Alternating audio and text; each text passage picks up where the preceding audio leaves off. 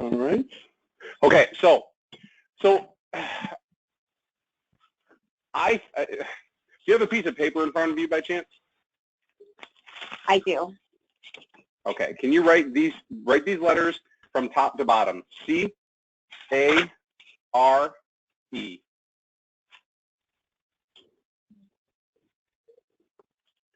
And next to the letters, I want you to write create, preferable, experience.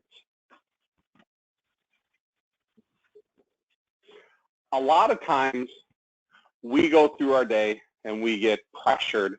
We feel like the weight of the world is upon our shoulders, and we feel like we're always in a reactive mode.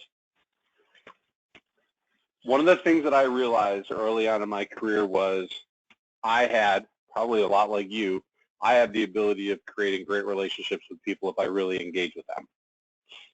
Right? We're personable people. People genuinely like us. We're honest. We're upfront. We're hardworking. We do a good job, right? Mm-hmm. But a lot of times, if you ask somebody how they define a successful transaction, most of us don't really have a very clear definition. If I was to ask you, Michelle, how would you define a successful transaction? What would you say it is? I would say if there was good communication on a file, if, you know, we managed expectations, that kind of thing. That's how I figure if it's successful. If we close on time, that kind of thing. Yep. See, I believe that the definition of a successful transaction is when we earn the right to get a referral from a client, either during the process or after the process. That's how I define it. That doesn't mean that every time we get one, but in my business model, I was pretty good. I was 63% of my business. And so I think a lot of times when we talk about our realtor relationships and we talk about our businesses, we all are after probably something very similar, except we all don't operate from the same playbook. And that could be why a lot of us have so much frustration in our business, is because not everybody is talking our same language. Now, one of the questions I would have for you is, do you know in your business every day whether or not you have a referable business? And the reason I ask that question is because wouldn't it be nice if every day you woke up to people that were seeking you out to ask you for guidance, advice, and help, and in doing so ended up being clients because they liked what you had to say, felt comfortable with what you had to say, and genuinely wanted to work with you and believed that what you do is valuable? Would that not change your opinion of your business? Correct. Yes. I need it to be something where the clients go, wow, you know, this was a good experience. Wow, you guys did a great job. Even if things don't go right, which oftentimes in mortgage they don't, but we manage. They never go right in mortgage. In a way, in a way that they still leave with a smile on their face, not feel like, God, I can't believe that nobody told me that this was going on, kind of thought. Right. Well, if you understand what it means to care about your clients, you can take one step closer to achieving that. A lot of agents and a lot of people in our business as well, if you ask them the question of what makes a successful transaction, I have never heard the same answer twice. Your answer was totally different than the answer I got from two other people that I talked to this week about it. So it begs the question, if we are validated, as humans, we're validated by people's appreciation for us. We get a lot of enjoyment and fulfillment out of people recognizing how hard of a job we do and how great of a job we do and how much energy we put into our transactions and how much we care about our clients. Would you agree? I mean, well, we take it for granted. We say, but of course, for sure. But the truth is, does our audience understand that? Are we able to communicate our value clearly enough with our clients so that we can come to an agreement when we first start our business transaction together? See, I believe that asking for help from people is almost a necessity in our business. We can choose to either ask for help from realtors, which I personally would rather never work with again, or would you rather work with clients who already know you, like you, and trust you, and don't have the stigma of what a bad lender's like for the most cases, and they could easily become your raving fans. So I'll give you an example of something I just had happen to me earlier today. So I have a loan officer who said he sent out a mass email campaign to a third of his database, and he asked them for one question. He asked them for a review on, I think it was Google. Out of the 112 people that he emailed, 78 people put a positive review up, and 1 put a negative review. And I said to him, isn't it amazing that when you ask for help from people and you are genuinely a good person, you work hard, you put your best foot forward, not perfection, but you genuinely do a really good job for people, and you manage their expectations and fears, and you really do a good job through the whole transaction regardless of what may happen. Where we fail at satisfying our needs is asking people for help. Instead, we go and we bow down to realtors in some respects, asking them for their leads or their business, and it makes us feel less than what we really are, at least in my opinion. So I never liked that feeling. So instead, I shifted my to, if I'm going to ask realtors for help, I'm also going to ask clients for help. And I'm going to see who gets to the finish line first. But what I found out in doing that was I got a lot more results from my clients than I did from the agents over my career. I only ended my business with 5 strong realtor relationships. But what it did was it put me in the driver's seat, and it gave me the control to go to the realtors that I wanted to work with and refer them and develop a partnership, a true partnership with them. And what I found out is that I enjoyed getting phone calls into my office every day telling me or asking me for help and guidance. I was never good at actually making cold calls. And that's what sustained me in my happiness. What's that? I said, I don't think I'm really, like, I might not even be good or whatever, but I just don't like it. Don't like what? Cold calling? Making a bunch of cold calls just a day after day after day. It's not very fun. I hate it. I hate it. I hate it. I hate it. I hate it. It was never going to be something I was ever going to be good at. I have a stigma against it. My mom was a school teacher. My dad was a small business owner. I didn't possess a acumen for being a salesperson. But what it did, though, Michelle, is it taught me the valuable lesson of if I'm going to be busting my ass for you, I'm not simply going to hope or pray or accidentally wish for your support. I knew that every time I had a client say thank you to me, they were singing a praise, whether it was me giving them an update, whether it was me calling them when I told them I was going to call them, whether it was me calling them after business hours when they knew I didn't work. But what it gave me was a sense of purpose, and it gave me a lot of fulfillment and happiness. If every day you picked up the phone and you were talking to people that were seeking you out, and all you had to do was give them your advice and counsel the way you've always done it, and they said thank you to you, and they recognized how valuable you were, and all you had to say was, you know, thanks for noticing. My business goes with people like you, telling the people that they care about how great of a job I'm doing for you. Can I ask you a question? If we decide to work together, Michelle, and we go through this transaction together, and I deliver on all the expectations that I promise you, and you're happy with the result, can I ask you to do me something in return? I told you that my business is built on relationships and through referrals.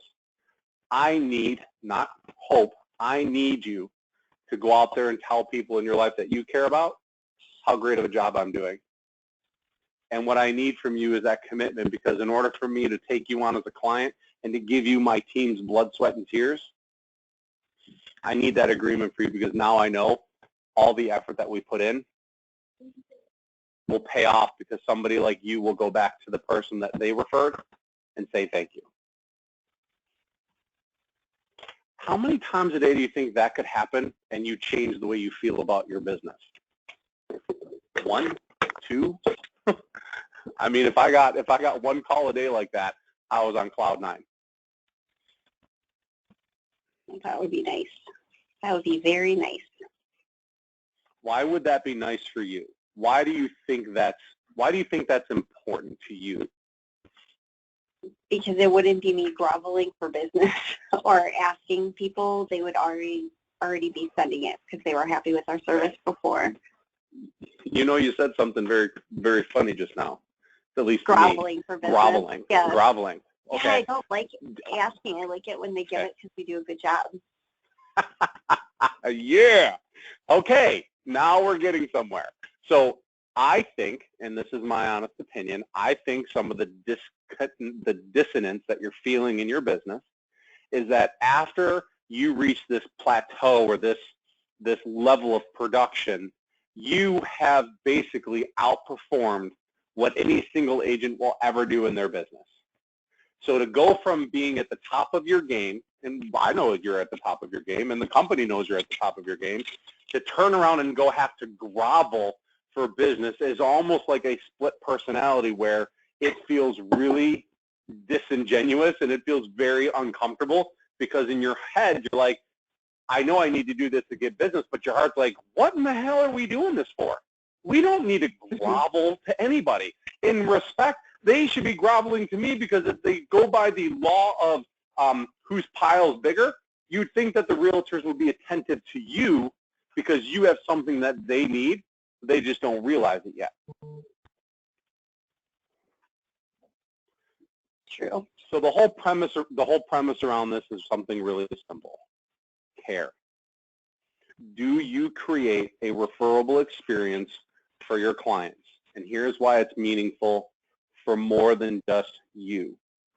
Because if you can clearly define that, and I will help you with that, if you can clearly define that for your clients, they will agree to not only do what you say, but they will agree to be advocates of your business. No question. I've proven it, and I'm not nearly as good of as a loan officer as you are. So if I can get it done, there's no question that I know you can do it, and you can probably do it at a much higher level. But the second piece of it is when you sit down with realtors, there's no more groveling anymore. You're not groveling to a realtor when you sit down and say, Mr. Agent, I got a couple questions to ask you, and before we go into this, I know that you're sitting there looking at me, trying to decide if I might be a good fit for your business. And I honestly got to tell you the same thing. I'm sitting here trying to determine if you are a good fit for my business. And let me tell you why. It really starts with me trying to understand a couple questions that you're going to answer for me. And the first one is, how do you define a successful transaction? Not a single one of them is going to say referral. Guaranteed, Michelle, without question, not a single one's going to say that. And your response is going to be, but you know what, Mr. Realtor? This business is totally imperfect. It's very stressful. Very rarely does it ever go well. But I have found that if you follow 3 simple processes, which is consulting with the client, negotiating as if it was your own money, and managing their fears and expectations, you have a pretty good job of getting a referral if you ask. And that's what my team and I do every single day. Now, understand that if you are in agreement with me on that, then we're in great shape, so we'll continue. So what would you say makes your business referable? Now, before you answer, every agent that I've met with, I've compiled a list, has said that they're honest, they're ethical, they're hardworking, they go above and beyond, they know their business, they know the market, they've got plenty of experience, they've got years in the business, they're really dedicated. There's 100 things that I could go on about that realtors have said.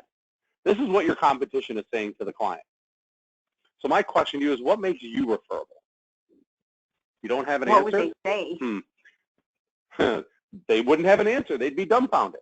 You've taken every adjective or thing that they could possibly use as a referable quality off the table because everybody says that. And in my mind, Michelle, those are the bare essentials that you have to have in order to be in this business. It would be like somebody, a realtor coming to you and going, well, why would I want to use you? Well, it's because I've got great rates. Oh, it's because I got great service. It's because we got great products. And you'd be like, well, every lender has that. Every lender says those things. What makes you unique? What's your unique selling proposition? And they don't have an answer to it. And when you get them to stop talking, when you get them to realize that this the power trip that these agents usually have, when you take that away from them, you start to become more interesting to them. And they start trying to understand what you have to say. And you quickly stop becoming, or you stop being a loan officer and you start being more of a consultant. And like I said earlier, Mr. Realtor, back to the conversation, I believe that what makes us referable is that we're highly skilled at being great consultants. I know I am. My team is as well. I also understand that my team and I focus on our clients so much so that we treat every client's money as if it was our own. And so we do an exceptionally great job of managing them through the process and negotiating conditions and times and all that other stuff. But the one thing that I do know that makes us 100% above and beyond anybody else is our ability to manage their fears and expectations. And you know what that falls under, Mr. Realtor? That falls under communication. I believe that the number one reason why our transactions go sour most times is because of the lack of communication from all parties. The title company, appraiser, lender, realtor, seller, buyer, I mean, the list goes on. So are we in agreement that we have a unique selling proposition, that we are referable? I know what makes my team referable. So then the last question I have for you, Mr. Realtor, is would you rather work with a lead or a referral? Which one? And Michelle, if you were the agent, which one would you prefer to work with? They're going to say they're going to always want to work with a referral. Now, why would they say they'd want to work with a referral? Because it's easier. It's easier? Okay. There's probably more of a relationship there. You got it. They already trust them, right? They're probably the referral probably isn't going to waste their time. The referral is probably going to be free. Most leads typically aren't free because you got to buy them. So if you really were to paint a picture, Mr. Agent, what you're telling me is you'd prefer to work with a referral. You'd prefer to work with a lending partner that understands how to be referable. And you would like to work with them because it gives you the better chance of getting a referral. And you believe that the definition of a successful transaction is a referral. So it begs the question, of your lending relationships that you work with, which of them believe that they have a referable business that clients genuinely are attracted to, and at the end of it, could provide you with another opportunity for more business? If you don't have a current lending relationship like this, you may be missing out on a good 30 to 50% of your additional business because you're not partnered with the right business model. That's what my business is. We are a relationship-based lender. We believe in a triangle of trust model. We believe in amplifying relationships. We believe that our number one goal is to make you look like an amazing realtor in front of your client. But we're very selective because not every realtor is referable. Not every realtor cares about the business of being referable. And I can't afford to work with agents that don't trust me, appreciate the effort that we put in. And frankly, that's why I'm trying to sit here today and figure out if you are somebody that would be a benefit to be a part of my business. And then you sit back and listen. I don't think that's groveling. Do you? No, that's not groveling. Not at all. What is that? What is that to you? When you hear that presentation, what is it to you? It would make me want to work with someone. Why? Why does it make you want to work with somebody? Because it and this is important because I want you. Good. You started with the right word. I like it. Feel. It feels like something that's other than just. To me, I wouldn't want someone coming up to me, got a lead, which drives me crazy when people which is do that. what you do sometimes, right? That's what I don't like to do. I know, but you're doing it, correct? Yes. Yes. That's exactly Which what is I'm what doing. could be. And that's what I never did before. Like, I never had to ask for business before. It just always came to me because I did a good job and because I did ask for referrals. But now I have to teach my team how to ask for referrals, and I have to teach. No, you don't. You don't have to teach them. I can teach them. I can teach you to teach them, or I can teach them, whatever you think works best. But here's what happens when you reach the business level that you're at. You can't possibly have a connection with every client and every realtor that you do business with. There's just no way at the level that you're at. So either you understand that your business is more transactional, and this is the reality of the volume, or you have to slow down and re-engage with your team and get them to start talking and sounding like you to help carry the torch, because doesn't mean that you don't have to go out there and still do Thor's hammer if you don't want to, or if you have to. But what it does is it tells you that you have another pillar or two of business that you can develop and really orchestrate additional business from, and probably find a lot more happiness there because your clients are coming to you going, I need your advice, whereas the realtor is like, I need you to call me back right now. I understand it's Sunday night at 6 o'clock, but we're getting ready to write an offer. If you want the deal, call me. That's not the kind of business that I want to work with. Yes, that is feeling more like what I've become. I feel like less. Before I was more like the prize, and I know now in coaching they're saying like, you're the prize, like you know what you're doing, and they should be happy that they've got a good loan officer. Where now I feel like the people, because I'm working with a lot more people, that they just are like, I need you right now. I don't want to talk to anybody but you. You're the only person that I can talk to. And so I'm trying to train people to talk to my team, which is frustrating enough. It's hard. Yeah. Because you've never clearly defined it for yourself. Like, you can't tell somebody what makes you referable until you define it for yourself. So when I talk to people, it's understanding what you do. This whole presentation that I gave you, that I gave with realtors, is really what I believe most of us, and it doesn't have to be exact, but I believe most of us, that speaks to our heart about what we believe, what we want, and what makes us happy. And our businesses are a direct extension of our happiness. And if we're not happy in our business, our clients aren't going to be happy. Think about it in this respect. What kind of attitude does your client or realtor have to have about their business dealings with you to be referable? Like, at what level do you think they have to be happy? Do you think they have to be sad? Do you think they have to be tolerant? Do you think they have to be ecstatic? Like, I believe that my clients had to be very, very happy with my business in order to make them want to refer me. But it also means that I had to show up and very, very happy with my clients, because if I'm not happy, they're not going to be happy. If I'm not projecting a positive attitude, they're not going to have a positive attitude. So I projected what I wanted in return.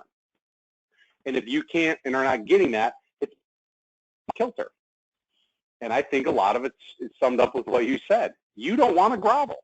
You don't need to grovel at your level. You shouldn't have to grovel, but we haven't really ever sat down and taught ourselves how to speak in a way that projects our values and our business acumen in a way to a realtor that takes the power away from them and puts it more evenly distributed between both people. Most realtors don't. Most realtors are on this power trip and they think we're beneath them. The truth is, I made more money than every one of my realtors every year for as long as I was in the business. Yeah. Why would I take advice from them, especially about business? The truth is that the bigger pile theory applies. I have the bigger pile. Look at what I'm doing, and if you're not doing it, then Why would I want to sit here and let you belittle me or expect me to grovel to you? And this isn't me just bashing realtors. You got to understand this. It's more about developing a sense of identity for yourself and truly understanding that when you speak, people need to listen. You have the power because you've got the experience and the acumen and the results to prove it. And the agents that don't want it or believe it, those are the agents that you should just part ways with and go, you're just not the kind of person that I want to partner with. Because when you start getting referrals from your database and your current clients, you don't become reliant on realtors. You become reliant on only one thing, and that's your ability to create referable moments during the process. Yes. That I think we need to train the team also on being able to get those referrals, or explain also how we count on their referrals. I can handle that. I'm with no problem. Not meeting every single client. I just started doing your touches, and I do feel better because they are like, oh, okay, yeah. Like they knew who I was, but they never had been speaking. Right. So now at least I talk to them and say, hey, and welcome them, even if I'm not technically doing it. Nope, you don't have to. They don't know that. You know, it's like the doctor. When the doctor shows up at the in your waiting room or in your little private room while you're getting your exam, the doctor spends probably 10 to 20% of your total time there with you. The rest of it's spent with everybody else, isn't it? Mm-hmm. But you know why you go back to your doctor? For their bedside manner. It's about the way that they make you feel and the way that their staff makes you feel. And if your doctor just says hello to you and shakes hands with you and talks to you for a split second, you're honored. That's what it needs to be for you. Your team needs to learn how to carry that torch. Your team needs to learn how to be able to create and orchestrate referable moments that make you amplified with the client, and then they become advocates of your business and they can tell other people about you. So but I think that's where the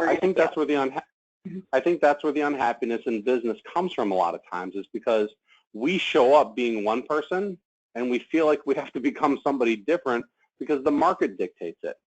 The market's the one that pushes the rates on our clients. The market's the one that pushes the fees on our clients. Our clients don't know what they don't know. So how could we blame them for challenging us based on rates when they believe that's the one thing that separates us? But it's our job, and the first role of being a consultant, is to educate our clients to help them understand what the realities are. And if we do that successfully, we then are able to amplify the relationship because we're setting the bar of expectation lower so it's easier for us to overcome. It doesn't mean we don't address rates and fees. It just means that by the time we get there, they understand the value of what we do and why we charge the rates that we charge. Yes. Well, yes and no. So when I don't want to be recorded for this part of this. No, okay. Let me hold on a second. Let me shut it off, and then that'll be the part that I record for today. That's actually perfect. Okay. So give me 1 second. Let me shut it off.